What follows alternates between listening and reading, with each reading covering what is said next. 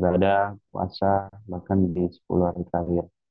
Semoga amal ibadah kita yang sudah kita lakukan, terutama berpuasa itu eh, diterima oleh Allah Recording Subhanahu in wa Ta'ala progress. kita di akhir Ramadan, dan kembali menghimbau kepada rekan-rekan semuanya pada 10 hari terakhir ini mohon dimaksimalkan secara baik untuk peningkatan ibadah di Ramadan agar kita tidak meninggalkan Ramadan ataupun masuk ke bulan Syawal dengan suatu hal yang merugi, ya teman-teman semua. Untuk materi kali ini saya memanfaatkan kesempatan 2 kali online ada gitu.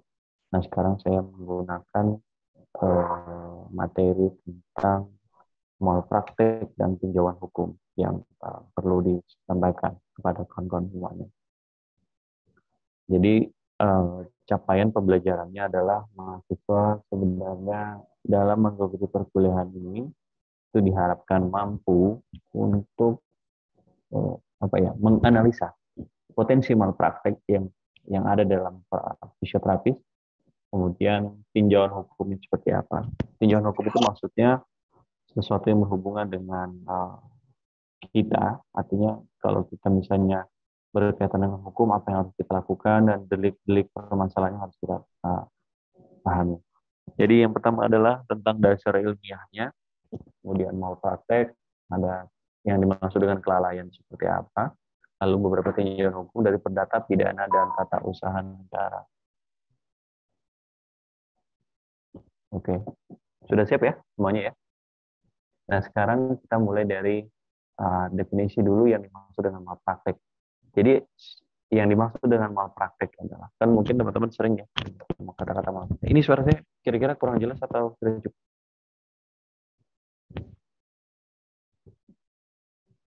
Halo, Jelas, Pak. jelas. Oke, yang dimaksud dengan malpraktek itu sendiri adalah sebuah tindakan, atau kalau dalam konteks kita di dunia kesehatan adalah sebuah praktek yang salah satu atau yang menyimpang dari ketentuan. Jadi kalau kita melakukan sebuah tindakan Tindakan ataupun ataupun praktek itu tergolong kepada sebuah yang menyimpang dari ketentuan atau prosedur yang baku. Jadi kalau misal IR itu sesuai SP-nya 10 menit atau 15 menit, tapi kalian lakukan 5 menit. Gitu. Itu yang sederhana, itu sudah termasuk malpraktek. Nah, nanti kita akan lihat malpraktek dalam dunia kesehatan seperti apa. Jadi kalau kita dalam dunia kesehatan, dikatakan seseorang dikatakan malpraktek pertama adalah ketika dia melakukan penyimpangan penanganan kasus pada pasien dan kurang hati-hati. Jadi ketidakhati-hatian itu, keteledoran itu juga termasuk dalam malpraktek. Mau kamu pintar atau tidak pintar, kemudian mau kamu melakukan dengan baik dan benar, tapi kalau dia tetap tergolong pada kurang hati-hati, maka akan tetap menjadi sebuah malpraktek. Dan itu harus menjadi sangat hati-hati untuk kita semua.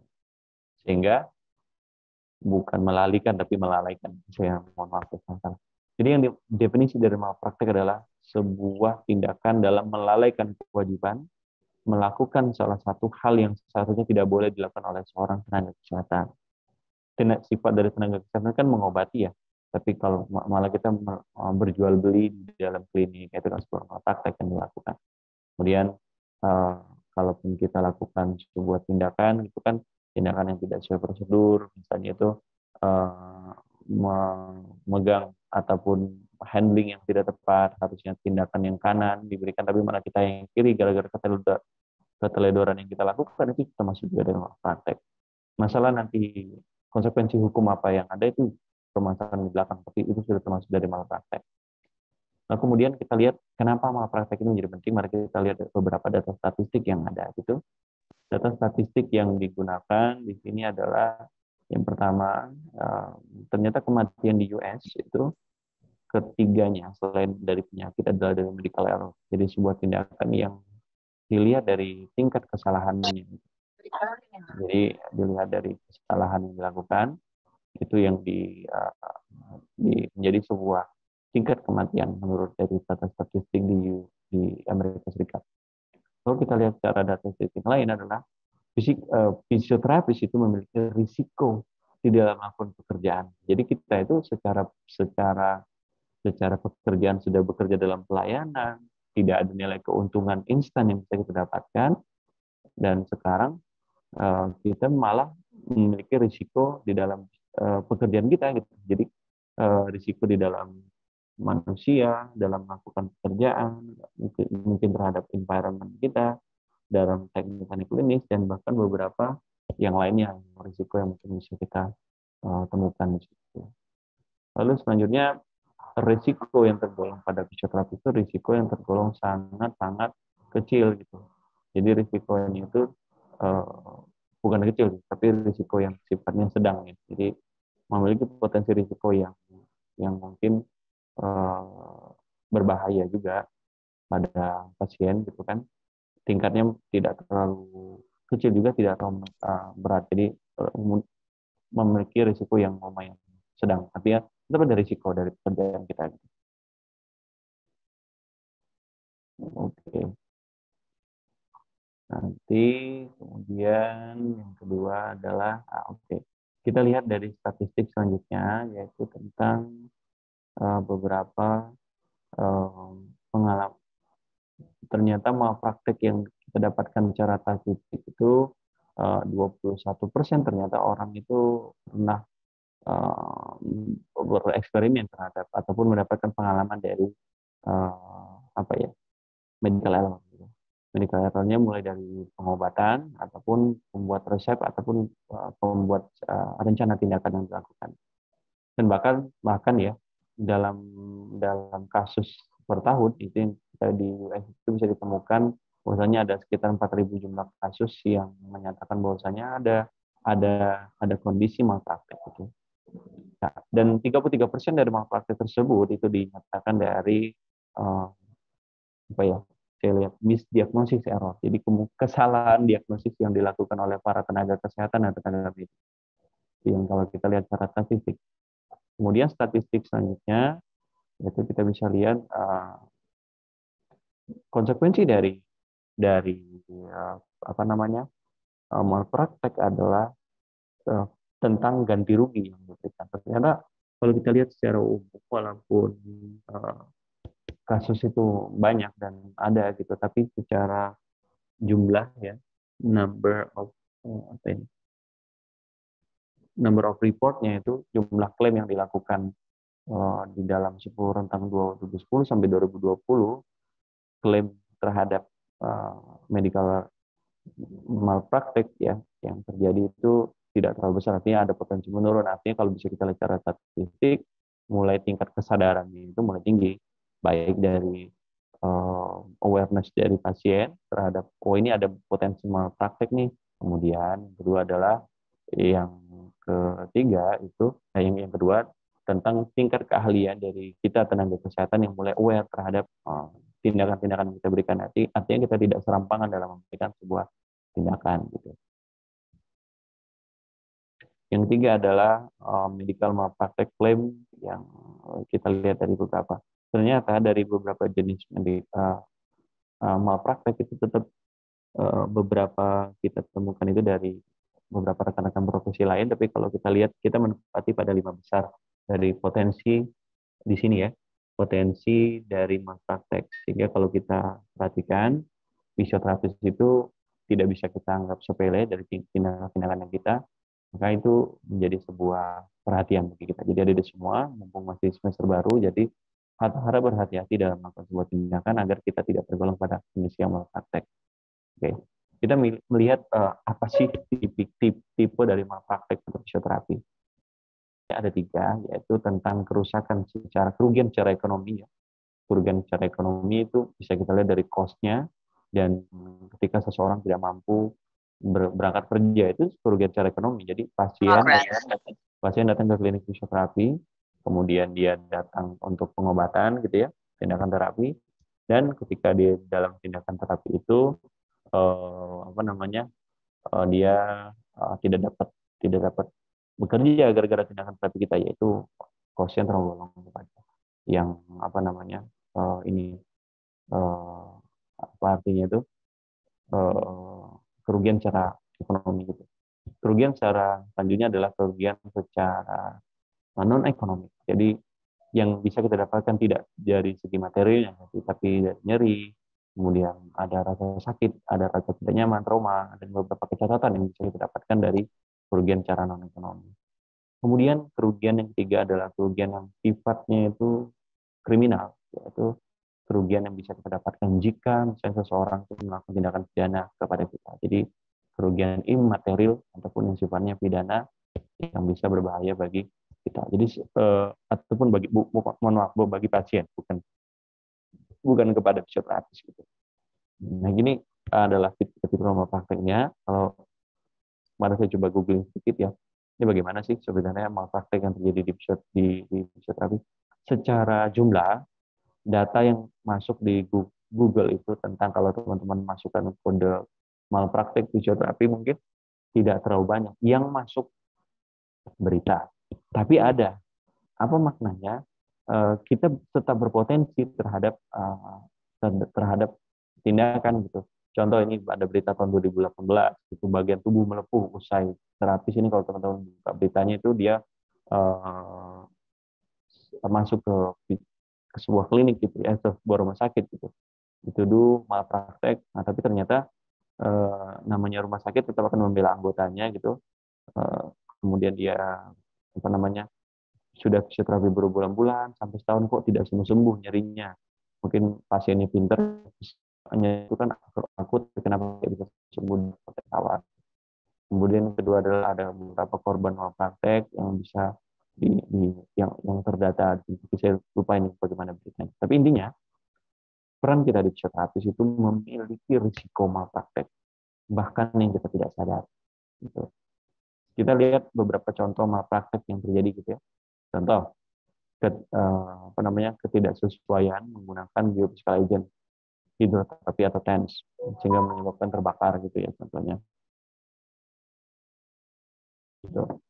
Kemudian menaruh pasien dengan tidak pas, artinya kita meninggalkan pasien saja tapi tanpa mengajak berbicara, itu juga termasuk potensi malpraktek ya. Artinya ini potensi, jadi bukan serta-merta gitu. Kemudian overstretching connective tissue yang menyebabkan nyeri, bahkan juga overextending pasien joint, memanjangkan joint. Jadi makanya hati-hati kalau melakukan sebuah tindakan manipulasi gitu tanpa ada prosedur yang jelas, tiba-tiba kalian main-main saja ataupun belum terlalu bisa, nanti akan membuat nyeri atau rasa tidak nyaman pada pasien gitu. Kemudian adalah mengabaikan tanda dari pasien jika dia mengalami nyeri yang tidak masuk akal. Jadi kalau pasien sudah menjadi kesakitan dan teman abaikan, itu akan berpotensi nyeri.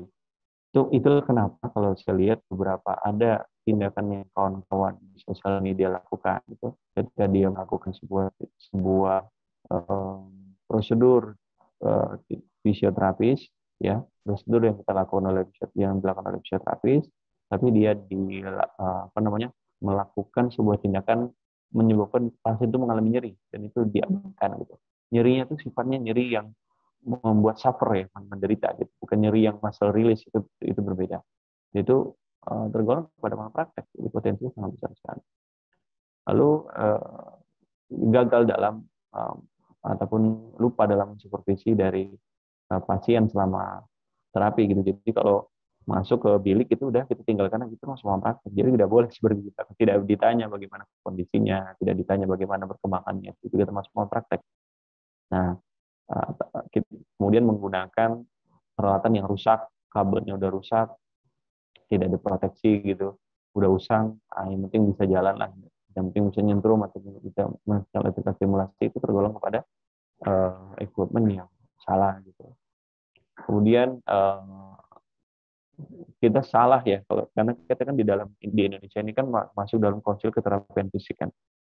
Jadi kan kita bekerja dalam tim dan di situ ada, kalau di rumah sakit ya, di rumah sakit dan di situ ada dokter penanggung jawab pasien gitu. Sehingga kalau melakukan treatment itu memang harus inline dengan masing-masing order tenaga kesehatan lainnya ataupun dari dokter itu sih. Kalau kita di luar dari itu kemudian salah tindakannya, maka akan membuat potensi malpraktek, artinya tidak ada supervisor yang menangani untuk pasien tersebut ya. Tapi kalau secara level fisioterapi tetap gitu. Tapi kalau order treatmentnya mungkin kita punya reasoning yang lebih baik gitu, ataupun yang berbeda. kemudian kita salah dalam memberikan risiko pada pasien. Jadi kita tidak menceritakan risiko dari treatment ini gitu. Sehingga apa namanya dugaan malpraktek itu sangat besar terjadi. Ya, jadi sangat sangat apa namanya sangat besar potensi yang terjadi di situ.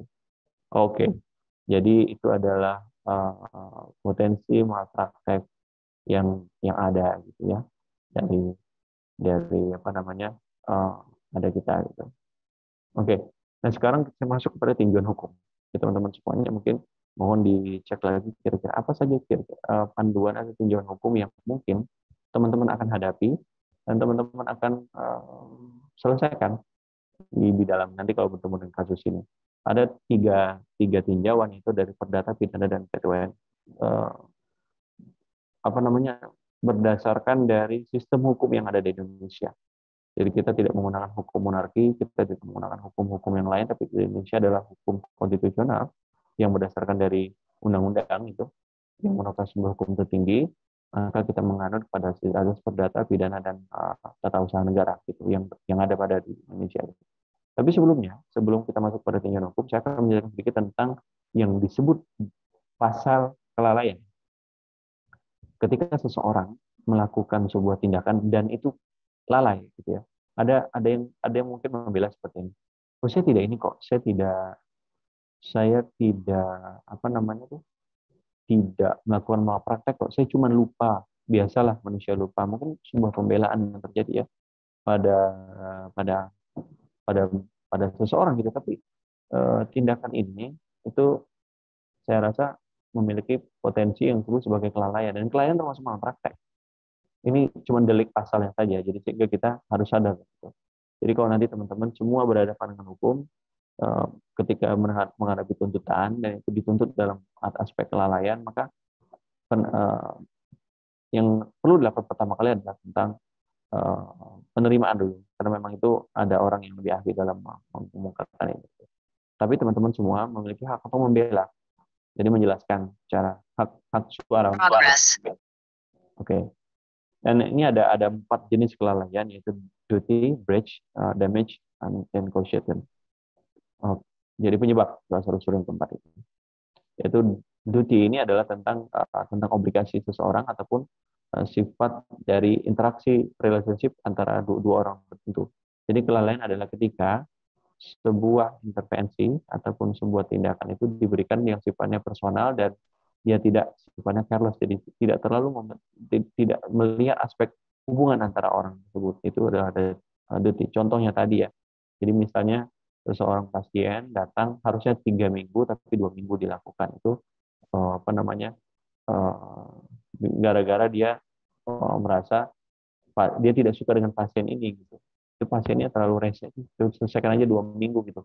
Nah, kalimat atau statement tentang menyelesaikan lebih awal yang seharusnya 3 minggu, itu contoh ya, itu termasuk dalam kelalaian. Karena dia mengabaikan dari aspek ataupun terlalu personal dalam menghadapi sebuah konten yang ada gitu ataupun sebuah pekerjaan yang dihadapi. Kemudian kedua adalah breach. Jadi breach ini adalah penggunaan standar yang di bawah, minimal atau di bawah, sehingga dia dalam mencapai standar tersebut tidak mampu mencapai standar itu. Sehingga kalau kita lihat ya, kalau melakukan kondisi ini, dia fail untuk hal tersebut gitu ya. Jadi sehingga kita bisa abai, itu termasuk ke dalam bekerja di bawah SOP, tidak sesuai SOP juga termasuk lalai. Yang ketiga dan empat jelas. Misalnya kalau dia bekerja dan mencederai orang lain, itu termasuk ke dalam potensi harm, potensi dari kelalaian. Yang keempat adalah kelalaian dalam bentuk caution ataupun penyebab. Dari seseorang itu akan tergolong pada kelalaian jika dia menjadi penyebab dari sumber masalah ini. Jadi artinya ada sebab akibatnya dan bukan dikarenakan oleh pasien. Contoh, kenapa penyebabnya? Contoh, kalau misalnya seseorang melakukan tindakan, tapi ibu sudah kita instruksikan untuk tidur dulu ya. Pasien yang bergerak, berarti bukan kita, tapi kan tetap kita harus menghadapi tuntutan itu. Tapi ternyata kita yang meninggalkan pasien itu masuk dalam kelalaian. Jadi mohon di apa namanya diperhatikan secara baik ya gitu. Oke, mohon maaf. Ini adalah tinggal aspek-aspek kelalaian. Sekarang kita lihat dari tinjauan hukumnya. Tinjauan hukum yang ada gitu ya. Ada tinjauan hukum perdata dan tinjauan hukum pidana. Jadi kalau kita lihat itu apa sih sebenarnya yang terjadi dalam hukum, teman-teman semua, mumpung masih usia muda ya, jadi jangan kita itu tidak melek terhadap tuntutan hukum karena suatu saat kita akan berurusan dengan hal seperti ini. Jadi kalau kalau kita tidak memiliki bekal ini, maka akan memiliki potensi kita yang akan diperkarakan dan kita tidak melek terhadap hukum, kita tidak memiliki perlindungan hukum, hanya mengandalkan orang lain. Tuh. Minimal literasi tentang hukum kesehatan kita itu memiliki cukup sehingga kita tahu apa yang harus kita ucapkan. Seseorang yang memiliki literasi hukum yang baik, maka dia akan bisa membela diri sesuai dengan porsinya. Kalau dia melakukan sebuah kesalahan, dia akan mengakui kesalahan tersebut dan berjanji tidak akan mengulanginya, sehingga para penuntut, para pengadil, kita akan memberikan hukuman yang sesuai dan bahkan lebih ringan daripada itu. Tapi kalau kita tidak mengetahui tentang hukum, maka sebagai tergugat, maka seseorang akan mudah untuk mencari alasan atau playing victim terhadap sebuah kondisi gitu. Dan reason yang digunakan tidak ilmiah lagi, sehingga kita perlu apa namanya alat-alat bukti dan lainnya yang agak sedikit apa ya butuh kuat. Gitu. Kemudian tinjauan hukum yang perlu kita lihat dari beberapa aspek pelaksanaan, penuntutan, alat bukti, kedudukan perdata dan penhukuman. Kita lihat perdata dan pidana, gitu ya. Kita lihat dari segi pelaksanaan dulu. Jadi yang dimaksud dengan hukum perdata adalah inisiatif yang datang dari pihak yang dirugikan. Jadi ada dua pihak yang dirugikan dan kita melakukan sebuah tuntutan terhadap orang yang merugikan kita gitu. Ya itu dari perdata. Misalnya seseorang datang ke kantor polisi gitu menyatakan bahwasanya saya merasa ini apa namanya seseorang datang ke pengacara saya merasa dirugikan yang itu datang dia dengan pengacara lalu tergolong pada hukum perdata. Kemudian penuntut adalah pihak yang dirugikan berhadapan dengan tergugat. Jadi ketika kita penuntut itu adalah orang yang dirugikan gitu. Bedanya dengan penuntut pada hukum acara pidana adalah seorang jaksa. Jadi ada kalau teman-teman lihat ya, info-info di sosial media di TV, ada beberapa tipikal pengadilan di mana ada hakim, kemudian ada dua orang yang menjadi tergugat dan digugat gitu. Ya. Misalnya pada kasus perceraian gitu kan, kalau di infotainment kan bisa kita lihat tuh. Jadi ada yang tergugat, ada yang digugat, itu kemudian ada hakim di tengah. Pengacaranya mendampingi di belakang, tapi tidak.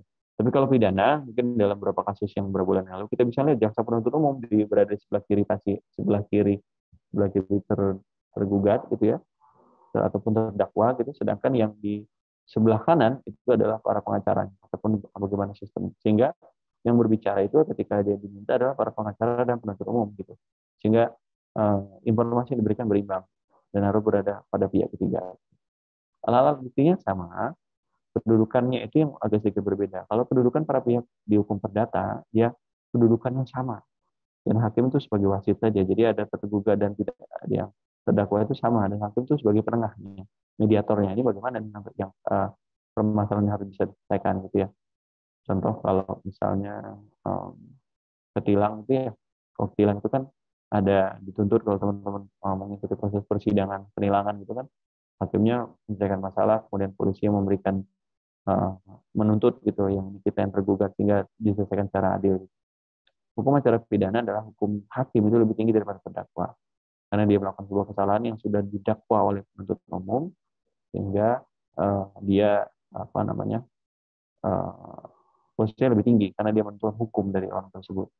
Dengan ancaman hukuman yang sangat berbeda adalah kalau di hukum perdata itu paling tinggi denda. Jadi somasi itu adalah hukumnya itu denda biasanya. Itu kan somasi sekarang yang diberikan itu rata-rata di hukum perdata saja. Sedangkan hukum acara pidana, nah, hukuman terberat adalah hukum mati, penjara, kurungan, denda, dan denda tambahan. Jadi sudah denda ada tambahan lagi. Sedangkan kalau ini denda, kalau dia tidak mau denda ya dikurung sebagai pengganti denda. Menghabiskan itu adalah sifat hukum yang ada di tempat kita. Itu tinjauan hukum perdata dan pidana dulu. Kita lihat bagaimana seseorang dan apa yang dilakukan ketika dia menghadapi tuntutan hukum perdata.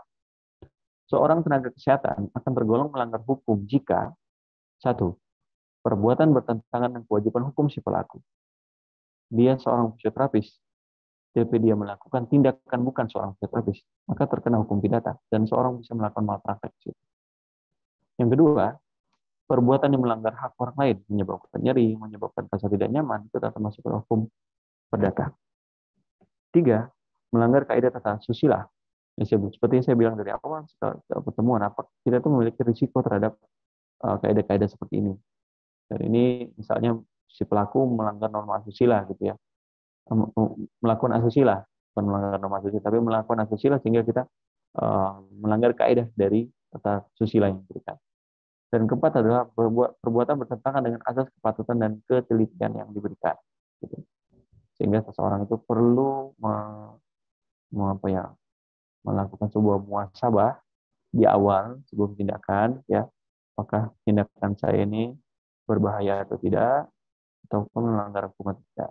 Maka proteksi terbaik adalah yang minimal yang bisa kita lakukan itu selalu ingat hukum naskah ucap janji yang kita berikan. Ya. Hukum pidana yang kedua. Tinjauan hukum pidana itu kita lihat mungkin dari jenis-jenis tindak pidana. Jenis-jenis tindak pidana itu ada beberapa macam, ada 4 secara umum ya. Jenis tindak pidana yang pertama adalah dari delik yang diberikan. Delik adalah delik formil dan delik material. Sedangkan delik formil adalah perbuatan yang dilarang. Jadi seseorang akan ditindak pidana ketika dia melakukan perbuatan yang dilarang. Gitu. Jadi mencuri, kemudian menghasut, ya, pencemaran nama baik, itu kan perbuatan dilarang. Yang dilarang itu kan tidak baik artinya. Nah, sedangkan delik material adalah akibatnya, dia melihat objek akibatnya.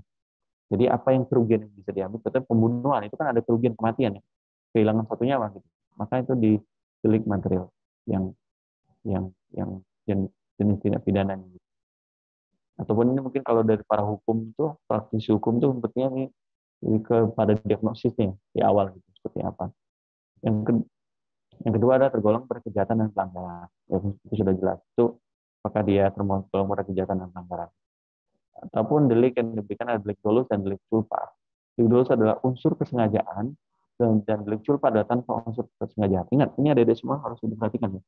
Kalaupun melakukan sebuah unsur tanpa unsur kesengajaan, dan ini tergolong pada pidana gitu ya, pembunuhan, tiba-tiba berkelahi, meninggal gitu ya, itu termasuk dalam pada delik culpa. Jadi tanpa ada unsur kesengajaan, mau tidak mau dia berkelahi, harus mempertahankan nyawanya gitu kan, yang ngomong ternyata yang mau ngebegal itu dia tidak bisa bela diri, sehingga harus mau tidak mau apa namanya, dia mengalami kehilangan nyawanya, itu contoh. Dan ternyata yang pembela diri kena dalam delik ini gitu. Ini kan masalah delik saja. Tapi kalau masalah putusan hasilnya kan, mungkin dia melakukan pembela diri dan lain. Sedangkan terakhir ada delik tunggal ataupun delik berganda. Jadi seseorang akan dituntut pada satu jenis delik atau permasalahan dan kemudian bisa tergolong pada berganda, jadi banyak. Ada pembunuhan berencana, gitu contoh ya. Itu adalah tindak pidana yang pasal berlapis, orang bilang seperti itu. Ini jenis pidana dilihat dari kontennya, dari hukumnya. Kemudian kita lihat adalah jenis tindak pidana khusus, visus, dan pidana umum. Di Indonesia kita mengenal beberapa jenis tindak pidana khusus, yaitu pertama adalah money laundering atau pencucian uang, pidana korupsi, psikotropika, pornografi. Fisioterapis ataupun kita di dalam kesehatan, kalau di dalam segi profesionalitas mungkin kita jauh dari sini. Tapi kalau mungkin dari aspek profesionalitas mudi lain dari tenaga fisioterapi, artinya kamu mungkin bekerja di sebuah instansi pemerintah ataupun di sebuah hal yang lain, itu termasuk mungkin bisa tergolong pada hal ini. Dan itu mari kita berdoa kepada Allah Subhanahu wa taala kita terjauh dari hal seperti ini. Dan kemudian adalah jenis tindak pidana umum. Jadi pidana yang digolongkan secara umum saja, mengeroyokan, pencemaran nama baik, pembunuhan, pidana pencabulan gitu ya. Termasuk juga dalam pidana umum gitu. Pencurian, kecelakaan, perjudian gitu. Makanya kalau di dalam berkendara itu kan ada wanti-wanti hati-hati kan. Karena itu tergolong pada ketika dia melebihi kecepatan maksimal, itu akan tergolong pada kecelakaan dan itu masih tergolong pada pidana. Dan itu sangat berbahaya sekali.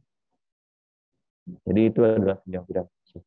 Spesifik pada di bidang kesehatan, Undang-Undang Kesehatan tahun 2009 sebenarnya sudah mengatur apa yang terjadi kalau ketika seseorang ataupun tindakan pidana yang diberikan itu sudah diatur di dalam beberapa pasal.